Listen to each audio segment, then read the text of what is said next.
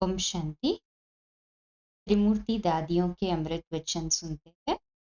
आज गुलजार दादी जी के अनमोल वचन का टाइटल है, बाबा को दिल में बिठाना है तो उसे बहुत स्वच्छ रखो, मन में कोई भी व्यर्थ व साधारण बातें न हो। 10 जुलाई 2009 का क्लास है। बाबा मुरली शुरू करते ही पहला शब्द कौन सा बोलते हैं? ओम शांति। हमारा आदि मंत्र भी ओम शांति है। ये ओम शांति का महामंत्र सभी समस्याओं का समाधान है, लेकिन हम उस अर्थ स्वरूप में स्थित नहीं होते हैं, इसलिए हमारी अशुद्धि अभी तक जाती नहीं। जैसे बल्ब का स्विच ऑन करते हैं तो अंधकार चला जाता है, ऐसे ही अगर हम ओम शांति शब्द के अर्थ में उस स्वरूप में स्थित हो जाए तो जो भी समस्या है वह सहज समाप्त हो जाएगी। क्योंकि आज की मूल समस्या है देहभान। देहभान ही भिन्न भिन्न रूपों में समस्या को उत्पन्न करता है। कभी भी कोई समस्या आवे तो आप नोट करें कि इस समस्या का कारण किस प्रकार का देह अभिमान है। देह की वृत्ति देहभान के संस्कार है तो कर्मेंद्रियां उसी प्रकार के कर्म की तरफ आकर्षित होंगी। अभी उस देहभान को हमें मिटाना है तो क्या करें? सभी की चाहना है, उमंग है। बाबा भी बार बार होमवर्क के रूप में इशारा दे रहे हैं। तो जो बाबा ने कहा है वो करना ही, सोचना नहीं, कहना नहीं। संगठन में हाथ तो सब उठा देते हैं, पर मन का हाथ नहीं उठाते हैं।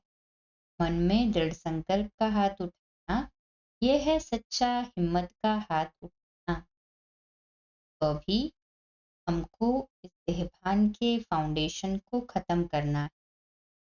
सिर्फ मैं आत्मा हूं ये कहना और इस स्वरूप में स्थित होके कहना, इसका अभ्यास और अटेंशन अर्थात चेकिंग कम है, इसलिए मैं शब्द का प्रयोग ज्यादा होता है। उसकी जगह बाबा बाबा शब्द यूज में आ जाए। शुरू में बाबा ने मैं आत्मा हूँ यह कूट कूट के पक्का कराया। पहले तो आत्मा का ही ज्ञान था, मैं शरीर नहीं हूँ, मैं आत्मा हूँ। तो बाबा कहते थे चेक करो कि अभी मेरा मन कहाँ गया, क्या मैं आत्मा से बात कर रही हूँ या शरीर के भान में हूँ। हम लोगों ने इसका बहुत अभ्यास किया, चेकिंग करते थे।